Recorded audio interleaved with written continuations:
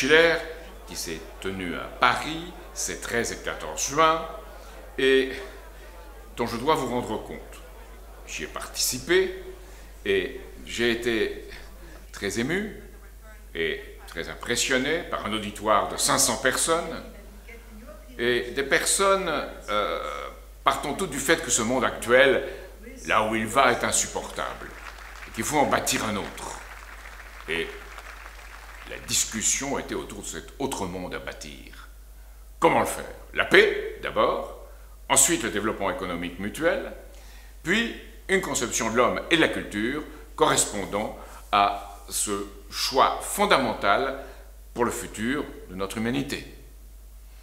Alors, la première enjeu, c'était la paix et la guerre. Aujourd'hui, dans un système qui n'assure pas le développement mutuel, les conditions de guerre sont créées. Et nous avons une situation à laquelle nous sommes parvenus, qui est plus dangereuse, selon des experts russes, américains ou européens, plus dangereuse en puissance que la situation de la crise des missiles de Cuba de 1962. Pourquoi? Parce qu'au moment de la crise des missiles de Cuba, il y avait une réaction des peuples, les gens savaient davantage, voyaient ce qui se passait, et en même temps, les chefs d'État communiquaient, Khrouchtchev et Kennedy à l'époque. Aujourd'hui, on a une situation bien plus dangereuse parce que les gens ne voient pas venir, et on ne voit pas qu'un frôlement de deux avions dans l'espace, comme l'a dit un général anglais, ou une erreur d'appréciation sur l'autre peut entraîner une situation de guerre. Donc on a discuté de comment en sortir, comment faire qu'il y ait une logique de partenariat et pas une logique d'amis-ennemis. Et une logique de partenariat où on connaisse, où on s'intéresse aux intentions de l'autre. Parce que si on est dans une logique de dissuasion et qu'on pense que l'autre est l'ennemi absolu, comme on est en train de convertir Poutine ou la Chine, dans la presse, on voit que ce sont des ennemis absolus, ce sont des autocrates avec lesquels on ne peut pas traiter, eh bien à partir de là, on ne sait pas comment ils pensent et on risque de faire des erreurs de calcul extrêmement graves. Donc cette logique de partenariat à venir, sans complaisance, mais de partenariat, est absolument essentielle, et nous avons vu des contributions de représentants de l'Inde, de la Russie, de la Chine, et nous avons vu des intervenants de Syriza et l'Umoja, c'est-à-dire l'organisation panafricaine, qui nous ont expliqué comment leur système de dette les étranglait, c'est un système de garrot de la dette, et comment cette dette est odieuse, elle ne peut pas être remboursée, et elle est injuste. Et on a évoqué le tribunal international de la dette que Rafael Correa, le dirigeant d'Équateur, veut organiser. Tout un monde qui pensait en termes de futur. Ce futur, c'est ce qu'ont commencé à développer les BRICS, la stratégie gagnant-gagnant du président Xi Jinping. Alors on dit c'est des mots. Non, c'est une réalité, puisque une banque asiatique pour l'investissement pour les infrastructures a été créée, également la nouvelle banque de développement des BRICS, et toute une série de fonds et de structures qui représentent 1 000 milliards de dollars environ d'investissement, alors que la Banque mondiale a pratiquement arrêté d'investir et que le système du FMI est un système d'étranglement de la croissance, comme on la voit avec la Grèce. Alors ces pays n'ont pas seulement des banques, des institutions publiques pour ce développement, y associant d'autres pays. La Chine a même proposé aux États-Unis et au Japon de s'associer à la Banque asiatique pour l'investissement des infrastructures, qui est pourtant une stratégie agressive vis-à-vis de la Chine. Mais on veut créer les conditions de ce qu'on appelle l'inclusion de la paix par le développement mutuel.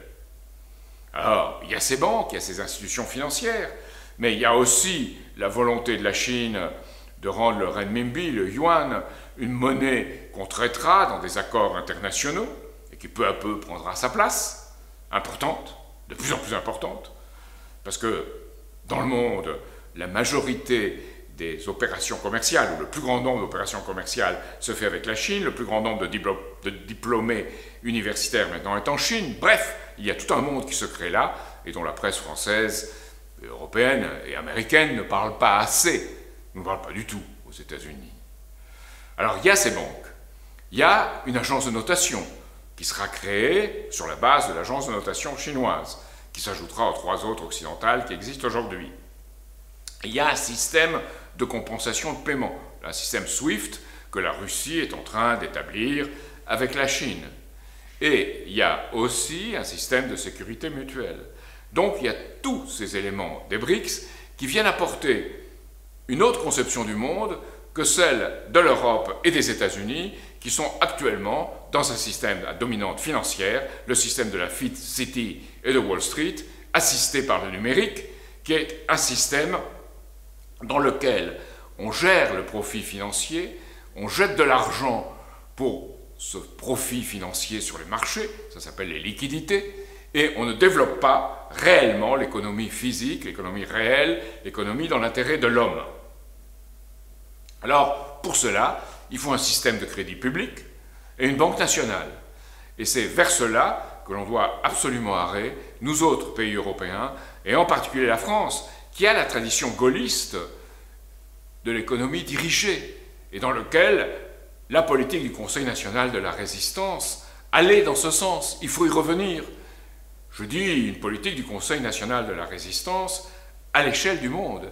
Et c'est de cela qu'il était question dans les discussions de l'Institut Schiller qui vient d'avoir lieu à Paris. Alors, par rapport à cela, on a une politique malthusienne qui se met en place. Et je dois ici dénoncer, comme cela a été fait pendant la conférence, cette logique de la COP 21. On dit qu'il y a un réchauffement climatique, il est dû à l'homme, donc il faut arrêter une partie des activités de l'homme. C'est faux. Et c'est fabriqué de toutes pièces, même si le Vatican est tombé dans le piège, c'est fabriqué de toutes pièces pour créer un pessimisme culturel et en filigrane, on conçoit l'homme comme un danger, comme un prédateur, qui nécessairement polluera son environnement et créera un problème pour l'univers, et on ne voit pas l'homme comme un coopérateur avec l'univers, capable de le faire avancer, de le développer. Ce que cette conférence a défendu, c'est qu'il n'est de permanent que le changement. L'homme a toujours apporté un changement dans cet univers. Et ce changement, évidemment, il faut le maîtriser dans la bonne direction. Et dans cette conférence, toute la discussion a été sur comment donner à l'Afrique les conditions de développement, comment ne pas étrangler la Grèce, les mêmes qui parlent de réchauffement climatique, qui c'est dangereux, l'homme est dangereux, veulent étrangler la Grèce. Donc c'est bien une preuve que leurs intentions ne sont pas de bonnes intentions, ce sont de mauvaises intentions. Il faut combattre toute cette publicité, toute cette propagande sur le réchauffement climatique dû à l'homme. Le réchauffement climatique ou le refroidissement climatique sont des choses qui sont dues à des cycles beaucoup plus importants dans le système solaire, dans la nature, et même sous influence galactique en ce qui concerne les radiations cosmiques. Donc il y a tout un domaine à explorer qu'on ne connaît pas encore très bien, mais on ne peut pas sauter aux conclusions, comme le fait le GIEC, parce qu'il est financé par des gens qui veulent promouvoir une conception malthusienne. Et c'est ces gens qui, malheureusement, sont proches de Wall Street, de la City, et occupent des positions de pouvoir en Occident, et qui sont trompés, et qui ont trompé des gens qui se prétendent de gauche, progressistes, mais progressistes contre le progrès. Alors, là, il y a un combat concret à poursuivre, mais en ayant un projet. Si on dit simplement « c'est une erreur, c'est faux », cela ne servira pas à grand-chose. Il faut un contre-projet. Et nous disons il faut monter dans ce train des BRICS, mais pas pour s'y asseoir et attendre que ça se passe et qu'ils avancent. Il faut que nous-mêmes prenions des responsabilités dans la direction et dans l'orientation de ce progrès commun. Et ça, c'est notre défi en tant qu'être humain. L'être humain n'est pas un prédateur par nature. L'être humain est quelqu'un qui prend en charge la responsabilité du monde lorsqu'il est humain. Et il développe des choses, il découvre son travail, toujours avec une part de poésie, parce qu'il découvre quelque chose qui le pousse vers le futur. Ce travail, comme Simone Weil, notre grand philosophe, l'avait dit, a sa part de poésie. Alors, évidemment, cela suppose revenir à la conception dans les relations internationales de la détente, de l'entente et de la coopération dont parlait en son temps le général de Gaulle, au moment où notre politique était respectée. Si nous voulons être respectés, nous devons revenir à cette conception.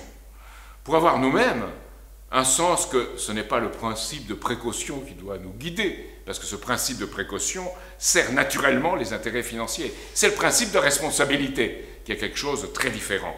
C'est de voir les conséquences de ce qu'on fera, ou ce qu'on ne fera pas. Parce qu'aujourd'hui, si on ne le fait pas, cela aura des conséquences, et cela mènera à des politiques où on n'aura pas rassemblé ce qu'il faut pour les générations futures, et on ira naturellement vers une politique malthusienne de dépopulation. Qu'est-ce qu'ils veulent des milieux américains et britanniques? Donc, il faut revenir à cette politique de développement mutuel, de développement harmonieux, et cela suppose la découverte, la science, le progrès, et un art qui redonne à l'être humain un sens du vivre ensemble, du vivre mieux, et pas un art qui flatte ses instincts immédiats et son sens de créer un choc pour un choc. Alors, nous devons redonner au monde une direction. Nous devons en même temps le faire par l'inspiration, par l'exemple, pas par des règles de force. Et enfin, il faut pour cela l'adhésion du sentiment. Et l'adhésion du sentiment, c'est quelque chose qui apparaît lorsqu'on se préoccupe vraiment de son semblable, vraiment de son prochain, et c'est ce qui est apparu dans cette conférence. Et je crois que cette conférence est un noyau, c'est en même temps un cœur, et ce cœur doit se développer. Il était en petit, ce que devrait être l'humanité en grand. Une chorale, c'est en petit ce que doit être une société en grand, en ce qui concerne la musique. Mais là, c'est en ce qui concerne la politique. Et nous devons avoir cet objectif politique présent à l'esprit. Jean Bonin, dans ses 6 livres de la République, disait « Il n'est richesse ni force que d'homme ». Donc nous devons retrouver cela, aimer les êtres humains et les aimer tels qu'ils devraient être, tout en les estimant tels qu'ils sont. C'est cet effort-là dans lequel s'est trouvé engagée cette conférence, cette manière de faire, cette manière de voir, cette manière d'être, et je pense qu'elle apporte un grand espoir. C'est pour cela que je voulais vous en parler.